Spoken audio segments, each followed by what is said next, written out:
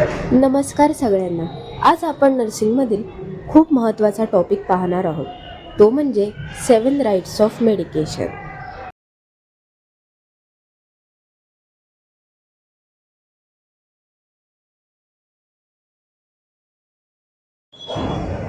Right patient, योग्य रुग्ण. सर्वात आधी औषध देताना रुग्ण बरोबर आहे का ते तपासणं खूप गरजेचं आहे. पेशंटचे नाव, ID बँड किंवा फाईल व्हेरीफाय केली पाहिजे. सेकंड, राईट ड्रग म्हणजे योग्य औषध. डॉक्टरने प्रिस्क्राईब केलेले औषध देतोय ना हे आधी नर्सने तपासून घेणे गरजेचे असते. औषधाचे नाव नीट वाचून कन्फर्म करायला हवं.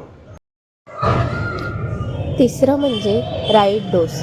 औषध किती प्रमाणात द्यायचे आहे ते चेक करणं फार महत्त्वाचं आहे, कारण जास्त किंवा कमी डोसमुळे रुग्णाला त्रास होऊ शकतो.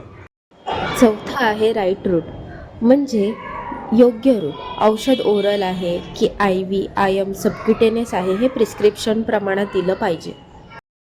पाचवं म्हणजे योग्य वेळ. औषध ठरलेल्या वेळेतच दिलं पाहिजे, कारण वेळ चुकली तर ट्रीटमेंटचा परिणाम बदलू शकतो. राईट डॉक्युमेंटेशन, योग्य नोंद. औषध दिल्यानंतर वेळ, डोस आणि रूटची नोंद नर्सिंग रेकॉर्डमध्ये करणं खूप गरजेचं आहे. सातवं म्हणजे राईट रिझन. नर्सेसला माहिती हवं की आपण ते मेडिसिन का देतोय आणि त्याचा साईड इफेक्ट पेशंटवर होत नाही ना हे नर्सने ऑब्झर्व करणं खूप गरजेचं आहे. तर हे होते 7 राईट्स ऑफ मेडिकेशन.